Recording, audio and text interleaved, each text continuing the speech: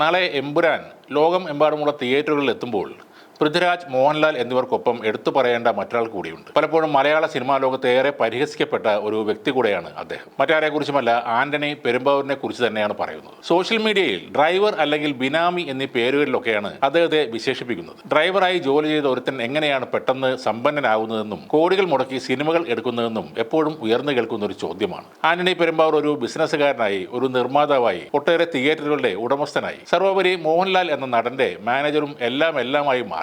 ജീവിതത്തിൽ ഒന്നും ആകാൻ കഴിയാത്തവർക്കും അങ്ങനെ ആകാനായി ഒന്ന് ശ്രമിച്ചു പോലും നോക്കാത്തവർക്കും ആന്റണി പെരുമ്പാവൂർ ഇന്നും ഒരു വെറും ഡ്രൈവർ മാത്രമാണ്. അയാളുടെ വളർച്ചയെ അവർ ഒരിക്കലും അംഗീകരിക്കുന്നില്ല. കിട്ടുന്ന അവസരത്തിലെല്ലാം അദ്ദേഹത്തെ പരിഹസിക്കാനും ഈ കൂട്ടർ മുന്നിലുണ്ടാകും. 1988 പട്ടണപ്രവേശം എന്ന സിനിമയുടെ ഷൂട്ടിംഗ് നടക്കുമ്പോൾ ഒരു താൽക്കാലിക ഡ്രൈവറായിട്ടാണ് ആന്റണി പെരുമ്പാവൂർ വരുന്നത്. 3 ആഴ്ചയോളം മോഹൻലാലിന്റെ ഡ്രൈവറായിരുന്നു ആന്റണി. പിന്നീട് അദ്ദേഹത്തിന്റെ സ്ഥിരം ഡ്രൈവറായി മാറുന്നു. മോഹൻലാൽ എന്ന വ്യക്തിയുമായി ആന്റണി കൂടുതൽ അടുക്കുന്നു. അതിലും നേരത്തെ തന്നെ മോഹൻലാൽ നിർമ്മാണ രംഗത്ത് കടന്നിരുന്നു. മമ്മൂട്ടി, IB ശശി, സീമ, സെഞ്ചുറി കൊച്ചുമോൻ എന്നിവരുമായി ചേർന്ന് കാസിനോ എന്ന പേരിൽ സിനിമകൾ നിർമ്മിച്ചിരുന്നു. പിന്നീട് മോഹൻലാൽ ഒറ്റയ്ക്ക് തന്നെ പ്രണവം ആഴ്ച തുടങ്ങി. പല സൂപ്പർ ഹിറ്റ് ചിത്രങ്ങളും ഉണ്ടായെങ്കിലും പ്രൊഡക്ഷൻ ബിസിനസ്സിൽ മോഹൻലാൽ തിളങ്ങിയില്ല. അതിനുശേഷമാണ് കാര്യങ്ങൾ ഭംഗിയായി കൈകാര്യം ചെയ്യാൻ ആന്റണി എത്തുന്നത്. ആശീർവാദ് സിനിമാസ് തുടങ്ങുന്നു. നരസിംഹം എന്ന ചിത്രത്തിലൂടെ കളക്ഷൻ റെക്കോർഡുകൾ തിരുത്തുന്നു. അന്നും ഇന്നും മോഹൻലാലിനൊപ്പം ആന്റണി കൂടെ തന്നെ നിൽക്കുന്നു. ഒരു ദിവസം കൊണ്ട് മോഹൻലാലിന്റെ അടുത്തൊരു കസേര വലിച്ചിട്ട് കയറിയിരുന്ന ആളല്ല അയാൾ. ഇപ്പോൾ അയാൾ വില കൂടിയ ഡ്രസ്സുകൾ ഇടുന്നതും ലക്ഷറി കൂളിംഗ് ഗ്ലാസുകൾ വെക്കുന്നതും ബെൻസ് കാർ വാങ്ങുന്നതുമൊക്കെ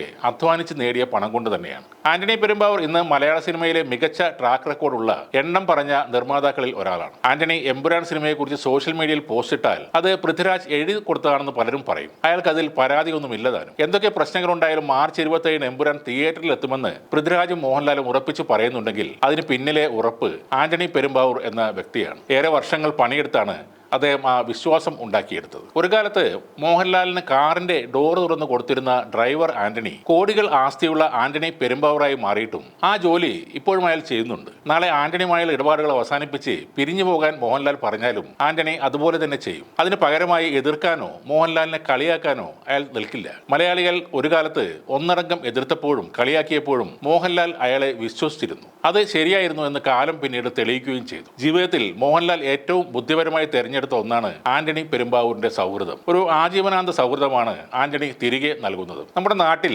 ഇപ്പോഴും നിലനിൽക്കുന്ന ഒന്നാണ് ജാതിയുടെ പേര് പറഞ്ഞുള്ള തരം താഴ്ത്തൽ. അതിന് സമാനമായ ഒന്നാണ് ചെയ്യുന്ന അല്ലെങ്കിൽ ചെയ്തിരുന്ന ജോലിയുടെ പേര് പറഞ്ഞുള്ള ഡീഗ്രേഡിങ്ങും. അതിന്റെ ഏറ്റവും രൂക്ഷമായ രീതിയിലുള്ള ആക്രമണം അനുഭവിച്ച ഒരാളാണ് ശ്രീ ആന്റണി പെരുമ്പാവൂർ.